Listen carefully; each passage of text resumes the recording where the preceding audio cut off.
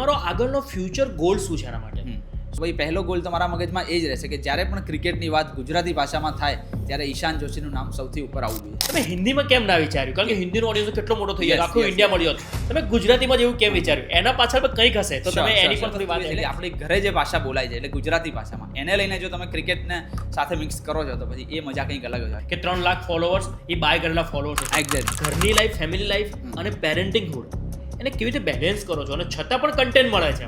ઈશાનભાઈ જોશી હોય અને ક્રિકેટની વાત ન થાય તો એવું તો પોસિબલ જ નથી. આવતા વર્ષે T20 વર્લ્ડ કપ આવે છે. ભારતની ન્યૂ કમર અને યંગ બ્રિગેડ ટીમ અત્યારે T20 ની અંદર ચાલી રહી છે.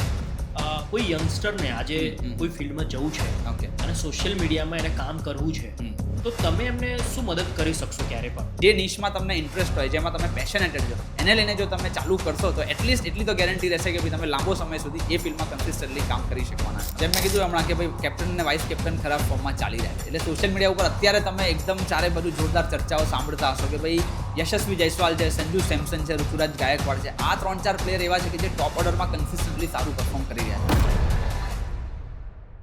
નમસ્કાર મિત્રો, હું ડૉક્ટર ઋષિકેશ ત્રિવેદી ઋષિ મંચ પોડકાસ્ટમાં આજે તમારું સ્વાગત કરું છું. ભારત દેશમાં સ્પોર્ટ્સ એટલે ક્રિકેટ જ હોય, અને ભારત દેશની અંદર રાજકારણમાં ગમે તેટલી ઉથલપાથલ થઈ જાય તો ચાલે, પણ ક્રિકેટ ફિલ્ડની અંદર કોઈ પણ ક્યારેય ઉથલપાથલ ના થવી જોઈએ, કારણ કે આપણે ક્રિકેટ સાથે બહુ જ ઇમોશનલી એટેચ હોઈએ છીએ. મારા કેટલાક મિત્રોએ ઇકીગાઈ તો વાંચી જ હશે, અને ઇકીગાઈનો પહેલો નિયમ છે કે તમને જે સબ્જેક્ટની અંદર રુચિ હોય એ કામ તમારે કરવું જોઈએ, તો તમારી ઇકીગાઈ પૂરી થાય. તો મિત્રો, તમને જે પ્રોફેશનલ ફિલ્ડની અંદર રુચિ હોય એ જો પ્રોફેશનલ ફિલ્ડમાં તમે આગળ વધશો તો સક્સેસને તમે જલ્દીથી પામી જશો. તેવું જ આપણા ગુજરાતના યંગ ટેલેન્ટેડ જે ઘણા વર્ષો સાથે પ્રોફેશનલ ફિલ્ડ તરીકે ડિજિટલ માર્કેટિંગ ફિલ્ડ સાથે જોડાયેલા હતા, પણ તેમનો પોતાનો ક્રિકેટ સાથે લગાવ કંઈક અલગ જ હતો, અને એ લગાવને પોતાની નીશ તરીકે ડેવલપ કરી અને આજે ગુજરાતની અંદર ગુજરાતી કન્ટેન્ટની અંદર તમારી સુધી રોજ ક્રિકેટની બારીકાઈ અપડેટ્સ અને ફીડ્સ તમને તમારા ઇન્સ્ટાગ્રામ પર પહોંચાડે છે તેવા ઈશાનભાઈ જોશી આપણી સાથે આજે પોડકાસ્ટમાં ઉપસ્થિત છે. આપણે એમનું સ્વાગત કરશું અને તેમની સાથે આજે આપણે એટલી બધી વાતો કરશું, પણ ખાલી યાદ રાખજો કે ક્રિકેટની જ વાતો નથી કરતા, પણ એ ક્રિકેટનું કન્ટેન્ટ તમારા સુધી પહોંચાડવા માટે એમની પાછળ મહેનત કેવી છે, એ આ ફિલ્ડ સુધી કેવી રીતે પહોંચ્યા, એમની પોતાની વર્ક લાઈફ બેલેન્સ કેવી રીતે મેન્ટેન કરે છે. પ્લસમાં આજે યંગસ્ટરને કોઈ ડિજિટલ માર્કેટિંગ ફિલ્ડની અંદર પોતાની નીશ પસંદ કરવી છે કે એઝ અ ઇન્ફ્લુએન્સર તરીકે એમને આગળ વધવું છે, તો એમને કઈ કઈ બાબતોનું ધ્યાન રાખવું જોઈએ, એના વિશે આપણે ઈશાનભાઈ સાથે વાત કરશું. ઈશાનભાઈ સાથે આપણે આજે ઘણી બધી વાતો તો કરશું જ, સાથે સાથે ક્રિકેટની પણ વાતો તો થશે જ, કારણ કે ઈશાનભાઈ હોય અને ક્રિકેટની વાત ન હોય એવું તો થોડી ના બને. તો મારી સાથે બન્યા રહો. આજનો આ પોડકાસ્ટ તમારા માટે બહુ જ રોચક સાબિત થશે. તો મિત્રો, આપણે ઈશાનભાઈ સાથે હવે વાતનો દોર સ્ટાર્ટ કરીએ. વેલકમ ઈશાનભાઈ. થેન્ક યુ સો મચ ઋષિકેશભાઈ. જી, વી આર ગ્લેડ કે તમે આજે અમારા પોડકાસ્ટ પર ઉપસ્થિત છો, અને જે પ્રકારે મેં વાત કરી પ્રમાણે કે તમે તમારી પ્રોફેશનલ ફિલ્ડમાં જે ક્રિકેટને તમે લાવ્યા છો અને તમારી જે રુચિ હતી એ રુચિને જ તમે એક ફિલ્ડ તરીકે ડેવલપ કર્યું. તો આના વિશે આપણા ઓડિયન્સને અને મિત્રોને બહુ બધું જાણવું છે, મને પણ બહુ બધું જાણવું છે. તો સૌથી પહેલો સવાલ મારા માટે એ છે કે તમે આને પ્રોફેશનલી કેરિયર તરીકે કેમ ચૂઝ કરી? એ સવાલનો જવાબ આપું એની પહેલાં તો first of all I am also grateful કે તમે ઋષિ મંચ ઉપર મને ઇન્વાઇટ કર્યો, અને જેથી કરીને આપણી ક્રિકેટની વાતો તો ઓફકોર્સ મારું ઇન્સ્ટાગ્રામનું ઓડિયન્સ સાંભળતી જ હોય છે, પણ એના સિવાય એઝ અ પર્સન કહો કે પછી વર્ક લાઈફ બેલેન્સથી અમે વાત કરી, એ બધું ડિસ્કશન આજે થવાનું છે આપણા આ પોડકાસ્ટ ઉપર. તો આઈ એમ શ્યોર કે ભાઈ લોકોને માટે ઇન્ટરેસ્ટિંગ રહેવાનું છે. હવે ક્રિકેટને જેમ તમે કીધું કે ભાઈ ભારત દેશમાં ક્રિકેટને ધર્મ તરીકે જોવામાં આવે છે. બીજી કોઈ સ્પોર્ટ્સનું કદાચ આટલું બધું હાઈપ આપણને જોવા નથી મળતો. એટલે નાના હોઈએ ત્યારથી જ સ્કૂલમાં હોઈએ, કોલેજમાં હોઈએ કે ગમે તે રીતે જ્યારે ફ્રી ટાઈમ મળે એટલે આપણે ગલીમાં ક્રિકેટ રમવાનું ચાલુ કરી દેતા હોઈએ, અને ઘરમાં પણ ક્રિકેટની વાતો થતી હોય છે. એવું નથી કે ખાલી ઇન્ડિયા પાકિસ્તાનની મેચ હોય ત્યારે જ આટલો બધો આપણને હાઈપ જોવા મળતો હોય. એટલે પહેલેથી જ ક્રિકેટને લઈને આપણે પેશનેટેડ હતા જ. અને જેમ 2015ની વાત કરું હું, તો 2015માં મેં મારું કોમ્પ્યુટર એન્જિનિયરિંગ પૂરું કર્યું હતું. એટલે એઝ અ પ્રોફેશન જોવા જઈએ તો હવે આઈટી ફિલ્ડમાં મારે કામ કરવાનો વારો હતો, પણ બેક ઓફ ધી માઇન્ડ જોવા જઈએ તો પેશન તો ક્રિકેટનું હતું જ, પણ સાથે સાથે ફોટોશોપ કહો, વિડીયો એડિટિંગ કહો, તો આ બધી વસ્તુઓમાં ધીમે ધીમે ઇન્ટરેસ્ટ મારો ડેવલપ થતો ગયો.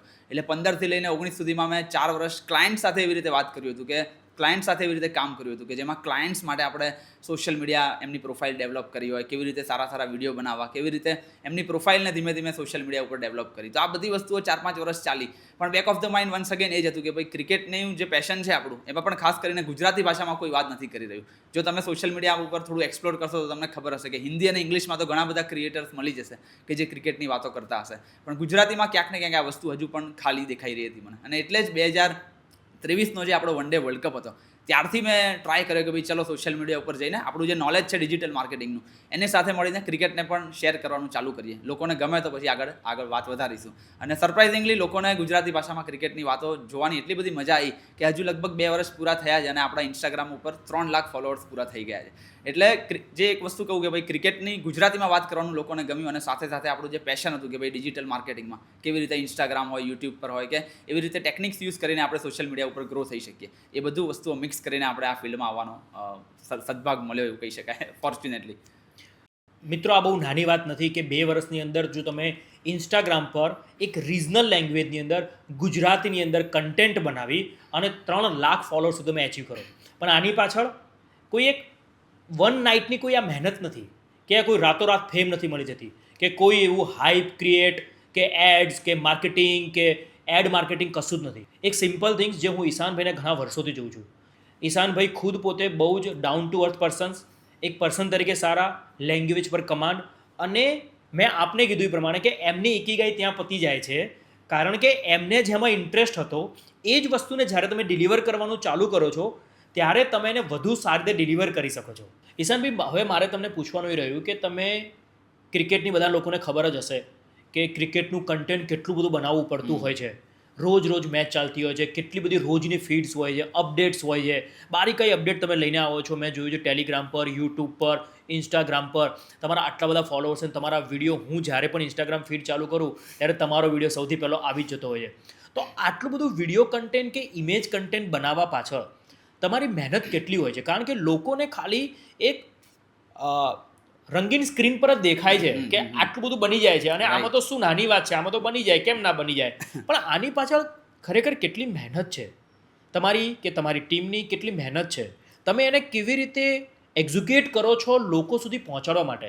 કારણ કે તમારું બોલેલું કન્ટેન્ટ એ હંમેશા ઓથેન્ટિકેટ માનવામાં આવે છે, અને એ જ્યારે ઓથેન્ટિકેટ કન્ટેન્ટ તમે ડિલિવર કરો છો ત્યારે તમારા બેક ઓફ માઇન્ડમાં વિચાર હોય છે કે આ કન્ટેન્ટ ખોટું ડિલિવર ના થવું જોઈએ. કારણ કે મેં જોયું છે કે તમે ઘણા બધા ક્રિકેટર સાથે પણ પોડકાસ્ટ કર્યા છે, તો તમારું કન્ટેન્ટ ઓથેન્ટિકેટ ડેવલપ થાય એના માટે તમારું રિસર્ચ પણ કન્ટેન્ટ પર હશે. તો આ બધાની પાછળ તમારી મહેનત કેવી હોય છે એના વિશે થોડી વાત કરીએ. શ્યોર. જેમ તમે રાઇટલી કીધું કે ભાઈ ક્રિકેટની ફિલ્ડ એવી છે કે જેમાં દરરોજ કંઈક ને કંઈક આપણી પાસે નવી અપડેટ આવતી રહેતી હોય છે. દરરોજ લગભગ ઓલ્ટરનેટિવ ડે ઉપર મેચ હોય છે. એમાં પણ ખાસ કરીને જો આઈસીસી ટુર્નામેન્ટ પકડી લો અથવા તો આઈપીએલ કે જે વર્ષમાં 2-3 મહિના ચાલતી હોય છે, તો એવા ટાઈમે એટલું બધું હેક્ટિક શેડ્યુલ થઈ જતું હોય છે કે તેમાં ડેઈલી તમારે આવીને કંઈક ને કંઈક અપડેટ્સ આપતી રહેવાની હોય છે. પણ જેમ તમે ઇકીગાઈની વાત કરી કે ભાઈ જો તમારી ગમતી ફિલ્ડમાં તમે હશો તો કદાચ તમને એવું લાગતું હશે કે ભાઈ આ તમે દરરોજ આવીને કેટલી બધી એફર્ટ્સ નાખો છો. આ ઓફકોર્સ મહેનત છે, ટીમ પણ આપણી બેસેલી છે, પણ જ્યારે તમે તમારી ગમતી વસ્તુ કરતા હોય એટલે ત્યારે તમે એને એક્સ્ટ્રા એફર્ટ તરીકે નથી જોતા, કારણ કે એ જ તમને ગમે છે. એટલે સવારે ઉઠીને જો તમારે કોન્ટેન્ટ બનાવવાનો હોય, બપોરે બનાવવાનો હોય કે રાતે બનાવવાનો હોય, એમાં તમે દિવસ રાત જોયા વગર તમારી મનગમતી ફિલ્ડ છે એટલે ઓફકોર્સ બનાવવાના જ છો. બાકી હવે જો ટીમની વાત કરું તો ઓફકોર્સ ઘણા બધા લોકોને જેમ તમે રાઇટલી કીધું કે ભાઈ એમ લાગતું હોય કે ભાઈ આ તો ભાઈ ખાલી સોશિયલ મીડિયા ઉપર વિડીયો બનાવી રહ્યા છે એટલે કેમેરો ચાલુ કરીને કદાચ ગમે તેમ બોલતા હશે.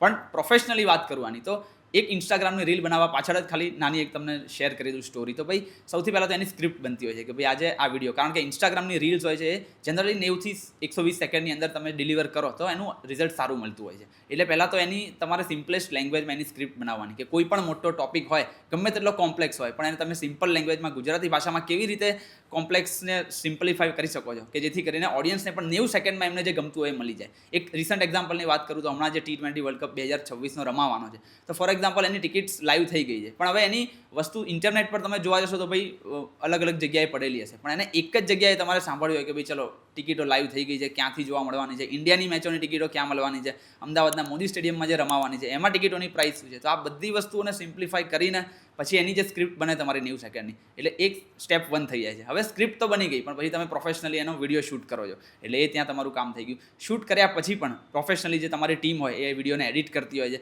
અને ત્યાં પણ વસ્તુ અટકતી નથી. ઇન્સ્ટાગ્રામ પર જો તમે જુઓ છો તો મારી પર્સનલી પ્રોફાઇલમાં તો હું ભાઈ સ્પેસિફિક એના થંબનેલ પણ ડિઝાઇન કરું છું ફોટોશોપમાં. એટલે જે તમે જોતા હો પ્રિવ્યૂ ફીડમાં આવતું હોય, કદાચ તમે ઇન્સ્ટાગ્રામમાં સ્ક્રોલ કરતા હો સર્ચ પેજમાં, તો ત્યાં પણ ફીડમાં જે સ્ક્વેર ફોર્મેટમાં તમને એનો થંબનેલ દેખાતું હોય છે, કે જે આપણે ટ્રાય કરીએ કે બને એટલું કેચી હોય, કારણ કે લોકોને સર્ચ જ્યારે તેઓ કરતા હોય ત્યારે એ ફીડમાં એટલું જ દેખાતું હોય. એટલે એમને એવું જિજ્ઞાસા અંદરથી થવી જોઈએ કે ભાઈ ચલો આમાં આપણે અંદર જઈને જોઈએ કે શું વસ્તુ છે. અને ઓફકોર્સ આ પત્યા પછી આપણે એને પબ્લિશ કરીએ એટલે ત્યારે પણ થોડા ટેગ્સ ને એ બધી વસ્તુઓનું ધ્યાન રાખતા હોય. અને ટેગ્સ કરતાં પણ વધારે તો હું એમ જ કહીશ કે ભાઈ જો કોન્ટેન્ટ તમારો સારો હશે તો ડેફિનેટલી એ વાયરલ જવાના ચાન્સીસ વધી જતા હોય છે. એટલે યસ, જેમ તમે વાત કરી કે ભાઈ મહેનત નહીં, તો ઓફકોર્સ એક વિડીયો બનાવવા પાછળ આટલું મારી બેકએન્ડમાં આટલી સિસ્ટમ વર્ક કરતી હોય છે.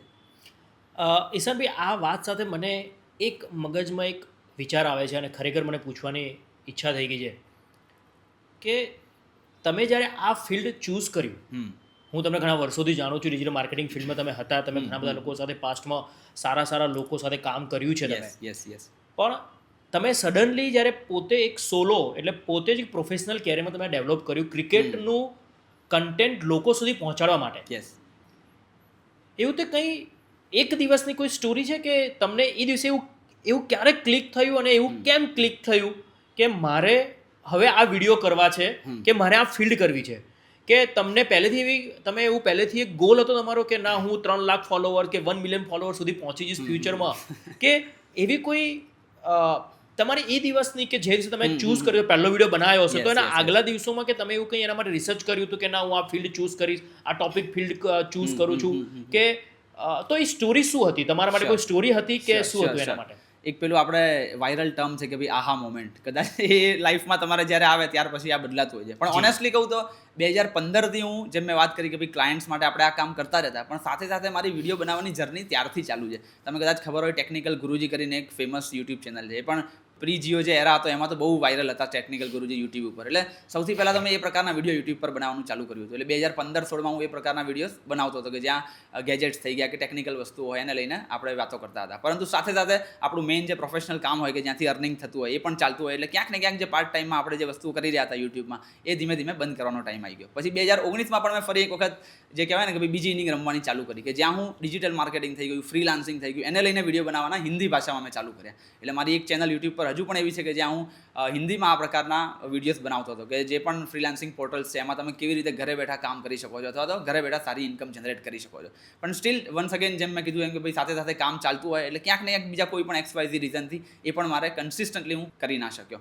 પછી 2021માં કે 22માં વન્સ અગેન મેં ડિજિટલ વાતો કરીને એક IP લોન્ચ કરવાનો ટ્રાય કર્યો, કે જ્યાં ચલો થયું કે ભાઈ ચલો હિન્દીમાં આપણે ફ્રીલાન્સિંગની વાત કરી, હવે ગુજરાતીમાં ટ્રાય કરી જોઈએ ફરી એક વખત, કે જ્યાં હું આ પ્રકારના જ પોડકાસ્ટમાં શરૂઆત કરવાની ટ્રાય કરી હતી. અને 6 થી 7 આવા મેં પોડકાસ્ટ કર્યા પણ હતા, કે જ્યાં લગભગ ટ્વિટર ઇન્ફ્લુએન્સરને બોલાયા હોય, શેર માર્કેટના ઇન્ફ્લુએન્સરને બોલાવીને વાત કરી હોય, કોઈ બિઝનેસમેનને બોલાવીને વાત કરી હોય. તો એ પણ મેં 6 થી 7 એપિસોડ તો કર્યા. પણ વન્સ અગેન ભાઈ ફરી એક વખત તમે જેમ કીધું ને કે ભાઈ ઇકીગાઈ, કદાચ આપણું હજી સુધી ત્યાં કનેક્ટ નહીં થયું હોય, એટલે એ પણ 6 થી 7 એપિસોડ કરીને કન્સિસ્ટન્ટલી હું આગળ ના વધારી શક્યો. એટલે બેક ઓફ ધ માઇન્ડ હતું જ કે ભાઈ ચલો ક્યાંક ને ક્યાંક આપણે સોશિયલ મીડિયા ઉપર ગ્રો કરવું છે, પણ હજી સુધી એ પેલું કહેવાય ને આહા મોમેન્ટ આવી નથી. પણ 2023નો વન ડે વર્લ્ડ કપ જ્યારે ચાલી રહ્યો હતો ત્યારે મને એમ થયું કે ભાઈ ચલો આપણે સાથે સાથે કામ તો કરી જ રહ્યા છે, પણ મને જ્યાં ખાલી દેખાય કે ભાઈ ક્રિકેટની વાતો કોઈ ગુજરાતી ભાષામાં નથી કરી રહ્યું. અને કદાચ આજની તારીખમાં પણ હું કહું તો ભાઈ પ્રોફેશનલી જેમ આપણે કોન્ટેન્ટ બનાવીએ છીએ એવો ક્રિકેટની ગુજરાતીમાં કોઈ નથી બનાવી રહ્યું. એટલે તમને અહીંયા રોકું, તમે ગુજરાતીમાં જ કેમ સિલેક્ટ કર્યું? તમે હિન્દીમાં કેમ? ધારો કે આજે ગુજરાતની વાત કરીએ તો ગુજરાતનું ઓડિયન્સ છે,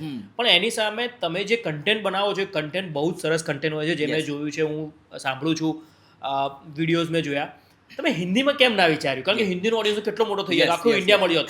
તમે ગુજરાતીમાં જેવું કેમ વિચાર્યું? એના પાછળ કંઈક હશે, તો તમે એની પર થોડી વાત. એટલે જ્યારે આ પ્રકારના ગુજરાતીમાં વિડીયો બનાવવાનું ચાલુ કર્યું ત્યારે ડેફિનેટલી ઘણા બધા લોકો, ખાસ કરીને ડિજિટલ માર્કેટિંગના હોય, એ લોકો કહેતા હોય કે ભાઈ હિન્દીમાં બનાવો તો ઓફકોર્સ વધારે વાઇડર રીચ મળવાની છે, કારણ કે આખા ભારતમાંથી લોકો સાંભળશે. જ્યારે ગુજરાતીમાં પર્ટિક્યુલર તમારી ઓડિયન્સ થઈ જાય એટલે ડેફિનેટલી મોનિટાઇઝેશન ને એ બધું પણ ક્યાંક ને ક્યાંક લિમિટ થઈ જાય. પણ હું હમણાં જેટલી પણ લાઈવ સ્ટ્રીમ કરી રહ્યો છું એમાં પણ કહું છું કે જ્યારે આપણા ઘરમાં બોલાતી ભાષા સાથે આપણે કનેક્ટ થઈએ તો એની મજા કંઈક અલગ જ હોય છે. પેલું કહેવાય ને ગુજરાતીની મોજ. તો જ્યારે આપણો કોન્ટેન્ટ ગુજરાતીમાં જતો હોય અને ઓડિયન્સ જે ગુજરાતીમાં સાંભળે અને પછી જે રિએક્શન આપતા હોય તો એ ભાઈ દિલ ટુ દિલ જે પેલું કહેવાય ને હાર્ટ ટુ હાર્ટ કનેક્શન એ મળતું હોય છે. અને એટલા માટે જ આપણો ગોલ પહેલેથી જ આ રહેલો છે કે ભાઈ હિન્દી અને ઇંગ્લિશમાં તો ઓફકોર્સ ઘણા બધા લોકો ક્રિકેટની વાતો કરી રહ્યા છે અને ઇન ફ્યુચર ઓફકોર્સ આપણે બી કદાચ બીજી ચેનલ બનાવવાની થાય તો કરીશું. પણ મેઇન વસ્તુ એ છે કે આપણી ઘરે જે ભાષા બોલાય છે એટલે ગુજરાતી ભાષામાં એને લઈને જો તમે ક્રિકેટને સાથે મિક્સ કરો છો તો પછી એ મજા કંઈક અલગ જ હોય અને એટલા માટે જ આપણે ગુજરાતીમાં ક્રિકેટનો કોન્ટેન્ટ બનાવવાનું ચાલુ કર્યું છે.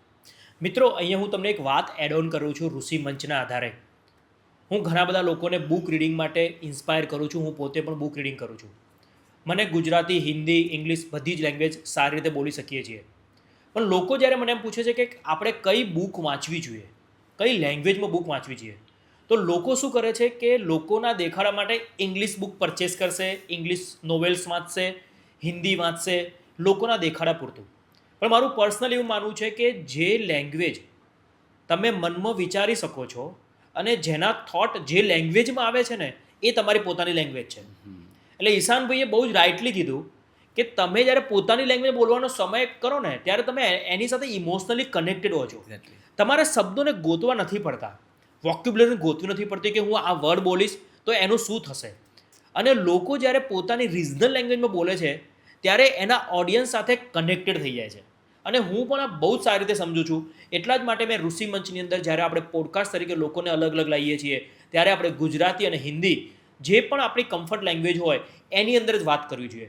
તો તમે એવું ના વિચારો કે તમે હિન્દીમાં બોલશો કે ઇંગ્લિશમાં બોલશો તો જ તમે વાયરલ થશો કે તમે ઇન્સ્ટાગ્રામ પર કે સોશિયલ મીડિયા પર તમે ફેમ બની જશો.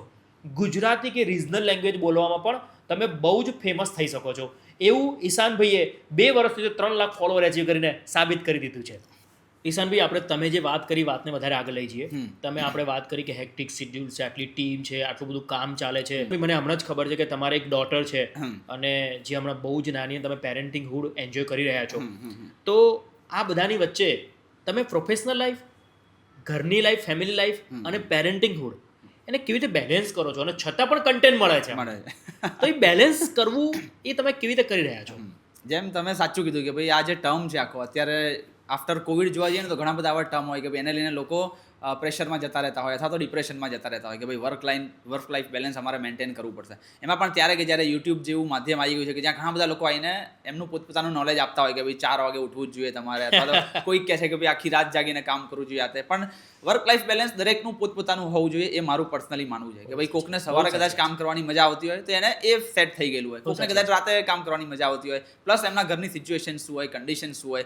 હું જ્યારે 2019માં એક ડિજિટલ પ્રતિક કરીને ખાસ મારા મોટા ભાઈ જેવા છે અને મેન્ટર કહી શકાય ડિજિટલ માર્કેટિંગ ફિલ્ડમાં, કે જ્યારે 2019માં હું એમની સાથે કામ કરતો હતો ત્યારે ઘણા બધા મોટા મોટા પોડકાસ્ટર જેમ કે રાજ શમાણી છે, વૈભવ સિસિન્ટી છે, એ બધા જોડે પર્સનલી કામ કરવાનો મોકો મળ્યો હતો એ વખતે 2019-20માં. તો ત્યારે જ આ વસ્તુ સમજાઈ ગઈ હતી ભાઈ એ લોકો પણ પોતાની લાઈફમાં એટલા બધા બિઝી ચાલતા હોય છે પણ તેમ છતાં ભાઈ જ્યારે ફેમિલીની વાત હોય અથવા તો ઘરે કંઈ પણ વસ્તુ હોય તો એ બધું સાથે મેન્ટેન કરીને જ ચાલતા હોય છે. એટલે મારી પર્સનલી પણ વાત કરું તો જેમ તમે હમણાં કીધું કે ભાઈ ડોટર તો ઓફકોર્સ 3 મહિના પહેલાં જ આવેલી છે એટલે એ તો હવે ધીમે ધીમે એનું પેરેન્ટિંગહુડ ચાલુ થયું છે. પણ એની પહેલાં પણ આપણે જ્યારે મેરિડ થઈ ગયા હોય એટલે ત્યારથી એક નવી પેલું કહેવાય કે ભાઈ સિનારીઓ ક્રિએટ થઈ ગયા હોય, કારણ કે એની પહેલાં આપણે એકલા હોઈએ એટલે બેફામ જે કરવું હોય જ્યારે જે કરવું હોય એ કરી શકતા હોય, રાત્રે પણ કોન્ટેન્ટ બનાવવા હોય તો આખી રાત જાગીને કરી શકતા હોય. પણ જ્યારથી તમારી ફેમિલી ઇન્ટ્રોડ્યુસ થાય એટલે ત્યારથી ઓફકોર્સ તમારે થોડી ઘણી વસ્તુઓ ધ્યાનમાં રાખવી પડતી હોય છે. પણ એટલે જ કહું છું કે ભાઈ દરેકનું પોતપોતાનું વર્ક લાઈફ બેલેન્સ અલગ હોય છે. એટલે બીજા કોઈનું કોપી કરીને તમારે એ ટ્રાય કરો ના કરવો જોઈએ કે ભાઈ ચલો આ માણસ 5 વાગે ઉઠીને કામ કરે છે તો હું પણ કાલથી એ કરવાનું ચાલુ કરી દઉં. એવું નથી કે 5 વાગે ઉઠવું ખોટું છે, પણ તમારી લાઈફમાં એ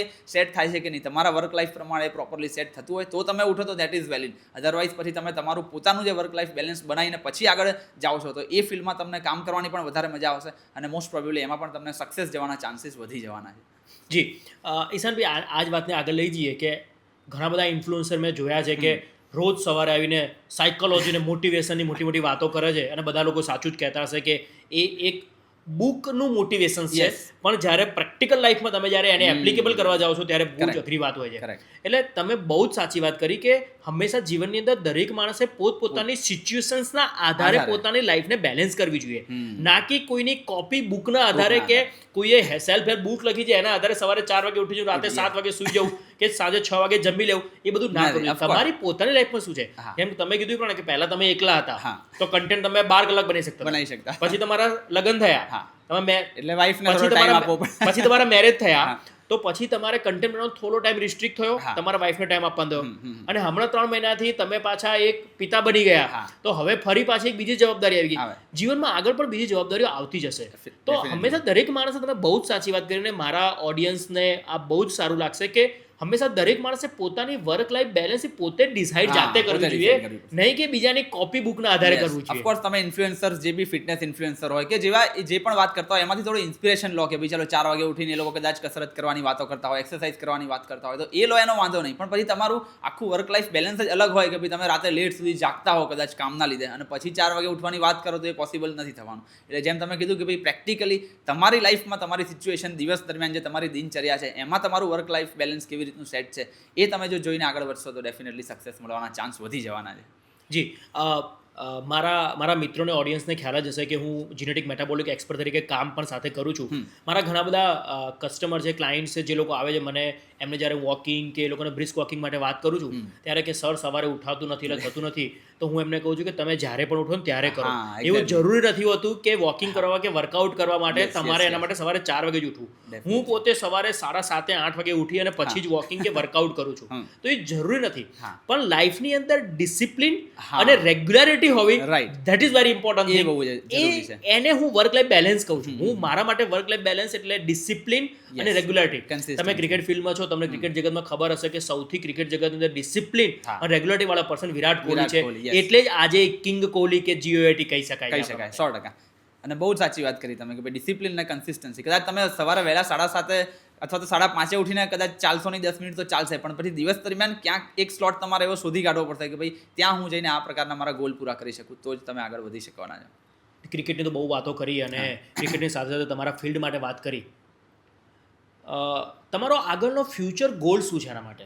શું આપણે ક્રિકેટ કોમેન્ટ્રીમાં જવાનો પ્લાન છે કે પછી ક્રિકેટ જગતની અંદર બીજો કોઈ તમારો વિચાર છે કે તમારો ફ્યુચરમાં ગોલ શું છે? આ પ્રકારનું કન્ટેન્ટ તમારે લોકો સુધી હજી પહોંચાડવું છે, ઘણા વર્ષો સુધી પહોંચાડવું છે, કે ક્રિકેટ જગતની અંદર તમારે આગળ જવું છે? જેમ કે મને કેટલાક લોકોની ખ્યાલ છે કે ક્રિકેટ કોમેન્ટ્રીમાં કેટલાક લોકો છે એનાલિટિક ક્રિકેટ હોય, કોમેન્ટ્રી yes, કરે yes, છે. yes. તો તમને એ શું એ ફિલ્ડમાં જવાની ઈચ્છા છે કે તમારો આગળનો ફ્યુચર પ્લાન શું છે? અચ્છા, ફ્યુચર ગોલ ખાસ કરીને as far as cricket field is concern, તો જો ક્રિકેટ ફિલ્ડમાં જે આપણે કોન્ટેન્ટ બનાવીએ છીએ એમાં જો ફ્યુચર ગોલની વાત કરું તો ભાઈ પહેલો ગોલ તમારા મગજમાં એ જ રહેશે કે જ્યારે પણ ક્રિકેટની વાત ગુજરાતી ભાષામાં થાય ત્યારે ઈશાન જોશીનું નામ સૌથી ઉપર આવવું જોઈએ. એ આપણો એક પેલો કહેવાય ને લોંગ ટર્મ ગોલ છે અને એના માટે જ જે પણ અત્યારે કરી રહ્યા છે એ કરીએ છીએ. કારણ કે હિન્દી અને ઇંગ્લિશમાં તો ઓફકોર્સ જેમ આપણે પહેલાં પણ વાત કરીએ એમ ઘણા બધા લોકો વાત કરી રહ્યા છે, પણ ગુજરાતીમાં ક્યાંક ને ક્યાંક એ વસ્તુ મિસિંગ લાગી રહી છે. મેં જ્યારે હમણાં જ રિસન્ટલી પાર્થિવભાઈ સાથે પોડકાસ્ટ કર્યો હતો, પાર્થિવ પટેલ, તો એ પણ ધીમે ધીમે ટ્રાય કરી રહ્યા છે કે ભાઈ ગુજરાતીમાં હું કંઈક આ પ્રકારનો કોન્ટેન્ટ બનાવું, પણ ઓફકોર્સ એ એટલા બિઝી હોય કે હિન્દી અને ઇંગ્લિશ કોમેન્ટ્રી કરી રહ્યા હોય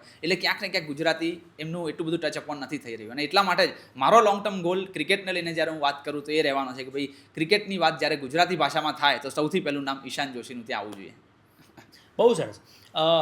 ઈશાનભાઈ, આપણે જોતા આવીશું કે ઘણા બધા યંગસ્ટર મેં જોયા છે અને સોશિયલ મીડિયા અત્યારે એટલું બધું હાવી થઈ ગયેલું છે લોકો પર, અને એની ફેમ લોકોને કે આજે આપણે રાતોરાત વાયરલ બની જઈશું અને ઈશાનભાઈની જેમ આપણે આજે ક્રિકેટમાં કન્ટેન્ટ બનાવવાનું ચાલુ કરી દઈએ, રોજ મૂકવાનું ચાલુ કરી દઈએ, કન્ટેન્ટ ડિપ્લોય કરવાનું ચાલુ કરી દઈએ, અને યા તો ક્રિકેટની વાત કરીએ તમારા માટે અથવા તો બીજા કોઈ ઇન્ફ્લુએન્સર હોય કે ફિટનેસ, તો આપણે ફિટનેસના વિડીયો ચાલુ કરી દઈએ, કોઈ કોમેડી હોય તો કે આપણે કોમેડી ચાલુ કરી દઈએ, કોઈ મોટિવેશન તો મોટિવેશન ચાલુ કરી દઈએ. દરેક યંગસ્ટર્સને પોતાને રાતોરાત વાયરલ થઈ જવું છે.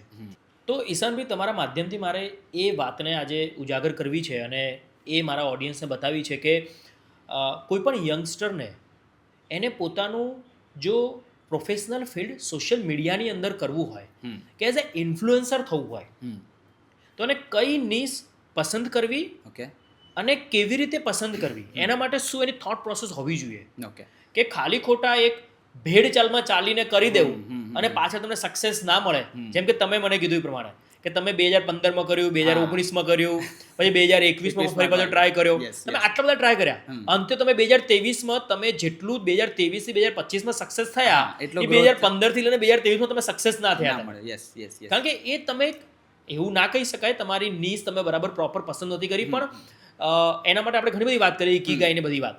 તો એ યંગસ્ટરને પોતાની નીશ કઈ પસંદ કરવી અને કેવી રીતે પસંદ કરવી, એના માટે તમે શું એમને એક માર્ગદર્શન આપી શકો છો કે ગાઈડ કરી શકો છો? નિશ એ પણ એવો ટર્મ છે ને કે જે ડિજિટલ માર્કેટિંગમાં ખાસ કરીને બહુ જ યુઝ થતો હોય છે, કારણ કે જ્યારે પણ તમે યુટ્યુબ ચેનલ કહો કે ઇન્સ્ટાગ્રામ ચેનલ કહો તો એમાં પર્ટિક્યુલરલી નિશ કોન્ટેન્ટ બનાવો તો ડેફિનેટલી એમાં વાયરાલિટીને એવું મળતું હોય છે. પણ ઓવરઓલ જો આપણે ઉપરથી જોવા જઈએ 10,000 ઓવરવ્યૂ, તો લાઈફ શુડ બી યોર નિશ. હું તો એવું માનું છું પર્સનલી કે ભાઈ તમે લાઈફમાં જેમાં પણ વધારે ઇન્ટરેસ્ટ હોય, જેમ આપણે એકીગાઈની વાત કરી, તો એમ મારી પણ ક્રિકેટની કેવું કે ભાઈ 2015 પહેલાં પણ આ વસ્તુ ચાલતી જ હતી. કદાચ એ બેકએન્ડમાં ચાલતી હશે, પણ હવે આપણે ફ્રન્ટ એન્ડમાં લઈને આવેલા છીએ. એટલે જેટલા પણ લોકો સોશિયલ મીડિયા ઉપર, જેમ તમને કીધું કે ભાઈ રાતોરાત ફેમ મેળવવાનો ટ્રાય કરતા હોય છે, મને પણ ઇન્સ્ટાગ્રામમાં રોજના 50 થી 60 DM એમને પડેલા આવતા હોય કે ભાઈ મારે પણ આ ચાલુ કરવું છે. પણ જો તમને એમાં ઇન્ટરેસ્ટ નહીં હોય તો તમે 1 થી 2 દિવસ કરશો, 2 થી 4 દિવસ કરશો કોકનું જોઈને. જેમ કે મારા વિડીયો જોતા હોય કદાચ અને ક્રિકેટમાં એમને પ્રેમ હોય, ક્રિકેટ જોવાની મજા આવતી હોય, પણ ભાઈ પ્રોફેશનલી એમની સ્કિલ સેટ કદાચ એ ના હોય કે ભાઈ ચલો હું વિડીયો એડિટિંગ કરી શકું, ડિજિટલ માર્કેટિંગનું કદાચ એટલું બધું નોલેજ નથી, તો તમે ચાલુ તો કરશો પણ 2 થી 3 દિવસમાં જઈને પૂરું કરી દેશો. ઋષિકેશભાઈ આજે બનાવે છે વિડીયો કે ભાઈ ચલો ડીએનએ ફિલ્ડમાં કહો કે મેડિકલ ફિલ્ડમાં જે પણ વિડીયો બનાવે છે, કદાચ કોકને એમનું ફેમ જોઈને મજા આવી જશે કે ભાઈ આજે આપણે તો આઈફોન લઈ લીધો, ગાડી લઈ લીધો, ચલો હું પણ આ બનાવીને ચાલુ કરવાનો ટ્રાય કરું. પણ જો તમારી એ ફિલ્ડ નહીં હોય તો હું લખીને આપું છું કે 3 થી 4 દિવસ અથવા તો બહુ તો અઠવાડિયું, એનાથી લાંબુ તમે ટકી નથી શકવાના. એટલે નિશની જે તમે વાત કરી, તો તમને જે ટોપિક ગમતો હોય તમારી ફિલ્ડમાં, જે તમે પેશનેટેડ છો, એને લઈને તમારે સૌથી પહેલાં તો કોન્ટેન્ટ બનાવવાનો વિચાર કરવો જોઈએ. બાકી ઓફકોર્સ પ્રોફેશનલી તો આપણે આગળ કદાચ વાત કરીએ આ પોડકાસ્ટમાં, તો સોશિયલ મીડિયા ઉપર અલગ અલગ અલ્ગોરિધમ્સ ચાલતા હોય છે, અલગ અલગ પ્લેટફોર્મ હોય છે, એટલે એમાં કેવી રીતે ગ્રો થવું એ તો આખી એક અલગ જ ચેપ્ટર છે. પણ સ્ટાર્ટ કરવાની જ્યાં સુધી વાત કરીએ તો જો જે નિશમાં તમને ઇન્ટરેસ્ટ હોય, જેમાં તમે પેશનેટેડ છો, એને લઈને જો તમે ચાલુ કરશો તો એટલીસ્ટ એટલી તો ગેરંટી રહેશે કે ભાઈ તમે લાંબો સમય સુધી એ ફિલ્ડમાં કન્સિસ્ટન્ટલી કામ કરી શકવાના છો. જી, મેં છે ને ઈશાનભાઈ આ તમારી વાતને જ આગળ લઈ જઉં છું કે મને વાંચવાનો ખૂબ શોખ છે, અને જ્યારે વાંચતો હોઉં છું, વિડીયોઝ જોતો હોઉં છું, અને મને વિડીયો હું સ્ક્રોલ ક્યારે નથી જોતો. હું સ્ટોપ સ્ક્રોલિંગ છું કે મને એમ લાગે કે આ વિડીયો મારા માટે કામનો છે તો જ હું જોઉં, અને સર્ચ કરીને જ હું ઓલવેઝ વિડીયો જોઉં છું. કારણ કે હું કોઈ પણ કન્ટેન્ટ જે પણ આપે નથી જોતો, મને જે જોઈએ છે એ જોવાનું ટ્રાય કરું છું. મેં એવું સાંભળ્યું છે, અને જે પ્રકારે ફિલ્ડમાં વાત કરું છું એટલે જ આજે હું તમારી સાથે આજે પોડકાસ્ટ કરી રહ્યો છું કે જો તમે એવી નિશ પસંદ કરો કે એવો કોઈ ટોપિક પસંદ કરો જે ટોપિક માટે આવતા 1 વર્ષ સુધી તમારી પાસે જો કન્ટેન્ટ હોય અને તમે બોલી શકવાની રેગ્યુલરિટી કે કન્સિસ્ટન્સી હોય, રાઈટ, તો જ તમારે નિશ પસંદ કરવી જોઈએ. બાકી તમારે ના કરવી જોઈએ. આ વાત સાચી છે ખોટી છે? સાચી, પાર્શિયલી સાચી કહીશ. બાકી કેવું છે અત્યારે સોશિયલ મીડિયા ફિલ્ડમાં કે તમારે થોડા એક્સપેરિમેન્ટ પણ કરતા રહેવા જોઈએ. એટલે જો કદાચ 2015માં હું આવું વિચારીને બેસી ગયો કે ભાઈ 1000 દિવસ સુધી મારે એટલું બધું રિજિડ જો હું થઈ જાત તો કદાચ બીજી કોઈ ફિલ્ડમાં મેં એક્સપેરિમેન્ટ કરવાનો ટ્રાય જ ના કર્યો હોત. એટલે એવું પણ આપણે ડેફિનેટલી કહીશું કે 50-50% થોડું ટ્રુ છે, પણ સોશિયલ મીડિયાનો જમાનો અત્યારે એટલો ફાસ્ટ ચાલી રહ્યો છે કે એમાં તમારે એક્સપેરિમેન્ટ કરતાં પણ બિલકુલ ના અચકાવવું જોઈએ. કારણ કે યુ નેવર નો કે ભાઈ કયા ટાઈપના વિડીયોઝ વાયરલ જતા હોય છે અત્યારે. વાયરાલિટી ઇઝ નોટ ઓનલી થિંગ કે ભાઈ જેનાથી તમારી બ્રાન્ડ બિલ્ડ થવાની છે, પણ ડેફિનેટલી એક્સપેરિમેન્ટ તો તમારે કરતા રહેવું જોઈએ. એટલે એવું નથી કે ભાઈ કોઈ પણ એક નિશ જ પકડીને તમે ખાલી એના અંદર ઘૂસી જાઓ. જો બીજા પણ તમારે એક્સપેરિમેન્ટ કરવા હોય તો એમાંથી તમને સોશિયલ મીડિયા ઉપર શીખવા જ મળવાનું છે, બીજું કંઈ નથી થવાનું. ઈશાનભાઈ, આપણે બહુ બધી વાતો કરી, તમારા વિશે બહુ બધું જાણ્યું, તમારી પાસ્ટ વિશે જાણ્યું, તમારી ફેમિલી વિશે જાણ્યું, વર્ક લાઈફ વિશે જાણ્યું, કેવી રીતે બેલેન્સ કરો તો જાણ્યું.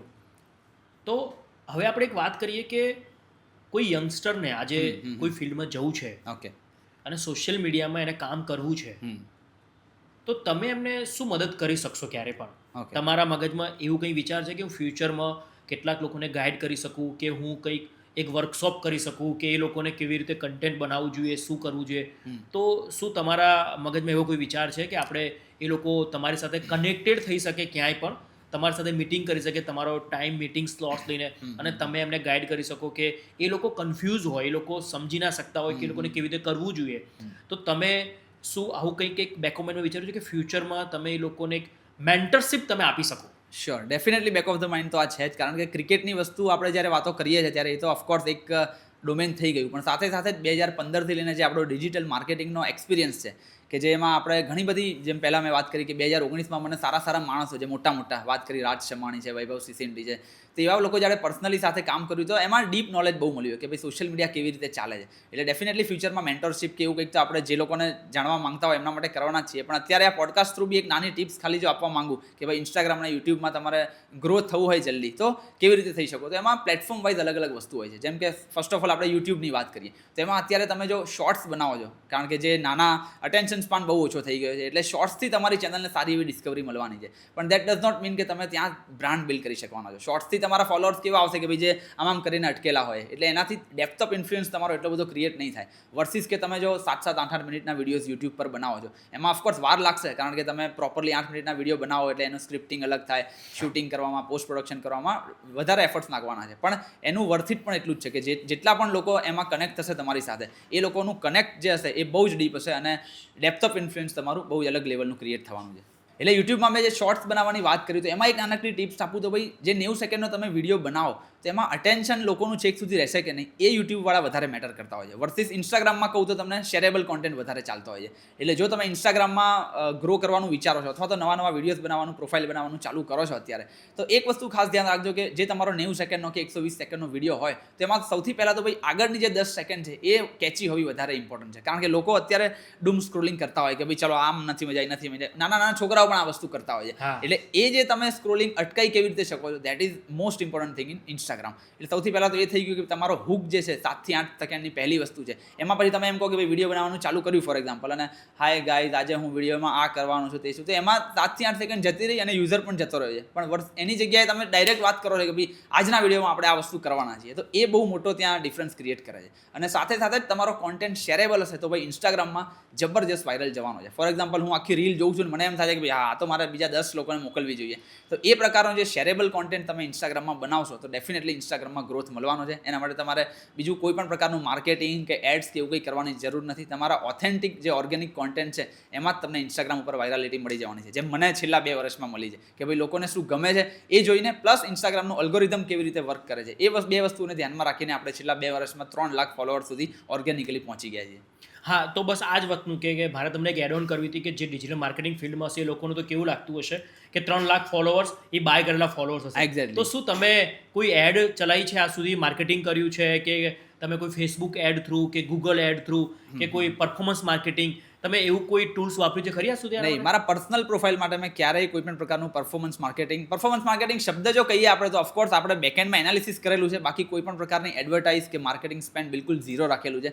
ઓફકોર્સ મોટી કંપનીઓ હોય છે એ લોકો કરતા હોય છે કારણ કે એમની જરૂર હોય છે એ પ્રકારની કે ભાઈ એમણે કોન્ટેન્ટ ઉપર એડ ચલાવવી પડતી હોય છે અને વાયરલ જવું પડતું હોય છે. પણ મારા પર્સનલ એક્સપિરિયન્સની વાત કરું તો છેલ્લા 2 વર્ષમાં જ્યારથી આપણે પહેલો વિડીયો મૂક્યો હતો 2023ના વન ડે વર્લ્ડ કપમાં, અને જો તમે જઈને જોશો તો તમને તફાવત પણ આસમાન જમીનનો લાગશે કે ભાઈ પહેલો વિડીયો આખો અલગ હતો અને અત્યારની જે ક્વોલિટી છે શૂટિંગની હોય, ઓડિયોની હોય કે પછી એડિટિંગની, એ આખી અલગ જ થઈ ગઈ છે. એટલે જો મેં જેમ પહેલાં પણ કીધું, જો તમે શેરેબલ કોન્ટેન્ટ બનાવશો કે ભાઈ લોકોને ગમે છે એવું તમે આપ્યું, પ્લસ ઇન્સ્ટાગ્રામના અલ્ગોરિધમ પ્રમાણે થોડી ટેકનિકલ વસ્તુઓ ધ્યાનમાં રાખશો કે ભાઈ સ્ટાર્ટિંગમાં તમે 5 થી 6 સેકન્ડમાં થોડી પંચલાઈન એવી નાખી દીધી કે જેથી લોકો અટકી ગયા, પ્લસ આખો જે કોન્ટેન્ટ થતો હોય એમાં એન્ડમાં તમે CTA નાખી દીધું કે ભાઈ તમારે શું કરાવવું છે, પ્રોફાઇલને ફોલો કરવી છે કે નહીં આતે. તો આવી 3-4 વસ્તુઓની થોડી પણ બેઝિક જાણકારી રાખીને તમારી ફિલ્ડમાં જો તમે ઓથેન્ટિક કોન્ટેન્ટ બનાવવાનું ચાલુ કરી દેશો તો ડેફિનેટલી વાયરલ જવાના ચાન્સીસ પૂરેપૂરા છે.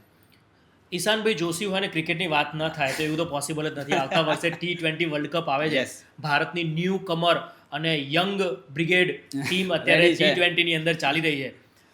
બહુ જ નાની જ વાત કરશું કારણ કે આપણે ક્રિકેટ માટે વધારે વાત નથી જ કરવી.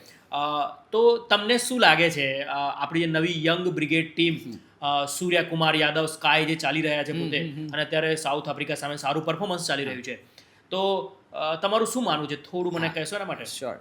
તમે જેમ કીધું હમણાં સારું પરફોર્મન્સ ચાલી રહ્યું છે, તો ઓફકોર્સ ટીમનું તો સારું ચાલી રહ્યું છે, પણ કેપ્ટન અને વાઇસ કેપ્ટન અત્યારે થોડાક ખરાબ પેચમાંથી ચાલી રહ્યા છે, ખાસ કરીને સૂર્યકુમાર યાદવ અને શુભમન ગિલ. એટલે અત્યારે થોડોક એરિયા ઓફ કન્સર્ન છે કે ભાઈ આ લોકો ફોર્મમાં પાછા આવી જાય તો સારું છે, કારણ કે 2 મહિના પછી જ હવે T20 વર્લ્ડ કપ છે અને એની પહેલાં ભારતની ટીમ 8 T20 મેચો જ રમવાની છે. એટલે જો કેપ્ટન વાઇસ કેપ્ટન જ ફોર્મમાં ના હોય તો ક્યાંક ને ક્યાંક મોટા કેમ્પેનમાં જતાં પહેલાં ટીમનું મોરલ પણ થોડું ડાઉન થઈ શકે છે. પણ ઇન્ટરનેશનલ લેવલે આ મોટા પ્લેયર્સ જ્યારે રમતા હોય એટલે ફોર્મમાં પાછા આવતા કદાચ એટલી બધી વાર તેમને લાગતી નથી. 1-2 મેચમાં પણ જો તેઓ કોન્ફિડન્ટલી સારી ઇનિંગ રમી નાખે, 40-50 રનથી ઉપર સ્કોર થઈ જાય તો ભાઈ ફોર્મમાં આવતા તેમને વાર નથી લાગવાની. બાકી જેમ તમે વાત કરી યંગ ટીમ ઇન્ડિયા છે, સ્કાય બોલ તરીકે સ્ટાર સ્પોર્ટ્સવાળાને એ લોકો બ્રોડકાસ્ટર્સ પ્રમોટ કરી રહ્યા છે કે ભાઈ આવતાની સાથે જ ભારતની ટીમ અલ્ટ્રા અગ્રેસિવ પ્રકારથી રમતી હોય છે અને ટ્રાય કરે કે ભાઈ 200 રનનો સ્કોર તો આપણે ડેફિનેટલી પહોંચી શકીએ. એટલે અભિષેક શર્મા હોય, શુભમન ગિલ હોય કે પછી આવનારી ટીમમાં જે આગળ વાત કરી ઓલરાઉન્ડર તરીકે આપણા હાર્દિક પંડ્યા, ગુજરાતી અક્ષર પટેલ છે, તો ટીમ આખી બેલેન્સ લાગી રહી છે ફિલહાલ તો. અને T20 વર્લ્ડ કપ ડિફેન્ડ કરવાનો પણ ટ્રાય 100% કરવાની છે, કારણ કે અત્યાર સુધી કોઈ પણ ટીમે back to back T20 world cup નથી જીતેલા, એટલે કે પોતાના ટાઇટલને ડિફેન્ડ નથી કર્યું.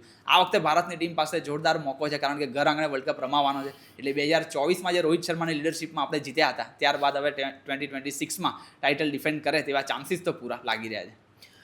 તમે ભારતીય ટીમ માટે તમે જે અત્યારે જોઈ રહ્યા છો, એનાલિટિક કરી રહ્યા છો, એમાં તમને કોઈ 1-2 પોઈન્ટ્સ એવા લાગે છે કે જ્યાં કરેક્શન્સ કરવાની જરૂર લાગી રહી છે, જે અત્યારે એક્ઝિસ્ટિંગ જે T20 રમાઈ રહી છે એમાં અત્યારે ટીમની અંદર કોઈ કરેક્શન્સ કે કોઈ પ્લેયર બહાર છે જેને તમારે ટોપ 11ની અંદર તમે T20 વર્લ્ડ કપમાં જોઈ શકો છો, એવા કોઈ તમને પ્લેયર્સ, તમને કોઈ એવું ખ્યાલ આવે છે ખરી? શ્યોર, જેમ મેં કીધું હમણાં કે ભાઈ કેપ્ટન અને વાઇસ કેપ્ટન ખરાબ ફોર્મમાં ચાલી રહ્યા છે, એટલે સોશિયલ મીડિયા ઉપર અત્યારે તમે એકદમ ચારે બાજુ જોરદાર ચર્ચાઓ સાંભળતા હશો કે ભાઈ યશસ્વી જયસ્વાલ છે, સંજુ સેમસન છે, ઋતુરાજ ગાયકવાડ છે. આ 3-4 પ્લેયર એવા છે કે જે ટોપ ઓર્ડરમાં કન્સિસ્ટન્ટલી સારું પરફોર્મ કરી રહ્યા છે. યશસ્વી જયસ્વાલ ઇનફેક્ટ ડોમેસ્ટિક જે સૈયદ મુશ્તાક અલી ટ્રોફી ચાલતી હોય છે એમાં પણ સેન્ચુરી મારી છે હમણાં એમને ગઈકાલે જ 48 બોલમાં. અને એવા ટાઈમે જ્યારે તમારા વાઇસ કેપ્ટન શુભમન ગિલ થોડા આઉટ ઓફ ફોર્મ ચાલી રહ્યા હોય એટલે ડેફિનેટલી સવાલો થાય કે ભાઈ તાત્કાલિક એમને રિપ્લેસ કરીને બીજા પ્લેયરને લાવી દો, આ તે બધું. પણ કોચ અને ચીફ સિલેક્ટર તમારા જે હોય એમના માઇન્ડસેટમાં શું ચાલતું હોય, કારણ કે શુભમન ગિલને હવે તેઓ ઓલ ફોર્મેટ લીડરને લઈને આગળ વધી રહ્યા છે. ટેસ્ટ અને વનડેમાં લીડર છે ઓલરેડી, અને T20માં પણ વાઇસ કેપ્ટન તો બનાવી દીધા છે. એટલે રાતોરાત કંઈ તમે એ પ્લેયરને બહાર કરીને બીજા કોઈ નવાને લાવવાના નથી. એટલે આશા આપણે as a Indian cricket fan એટલી જ રાખીએ કે ભાઈ જે પણ ટીમ અત્યારે સિલેક્ટ થઈ છે, ખાસ કરીને 11 પ્લેયરની, એ લોકો પોતાનું બેસ્ટ પરફોર્મન્સ આપી દે કે જેથી કરીને T20 વર્લ્ડ કપ આપણે જીતી શકીએ. થેન્ક યુ વેરી મચ ઈશાનભાઈ, તમારી સાથે વાતો કરીને બહુ મજા આવી. અને આજે આપણું જે પોડકાસ્ટ છે એ પોડકાસ્ટના આધારે ઘણા બધા આપણા ઓડિયન્સને, મિત્રોને ઘણી બધી એવી જાણકારી મળી હશે જે આપણે જાણકારી ક્યારેય કોઈ દિવસ પબ્લિક ફિલ્ડમાં નથી લાવી. તો આજનો આપણો પોડકાસ્ટ માટે તમે આવવા માટે તમારો ખૂબ ખૂબ આભાર અને thank you very much. Likewise thank you so much. કે આઈ હોપ કે આપણી ઓડિયન્સને આજે જે પણ આપણે ડિસ્કશન કર્યું છે, જે પણ ગુજરાતીમાં વાતો કરી છે, એ બહુ જ ગમશે. Thank you so much for inviting once again. Thank you so much. Take care.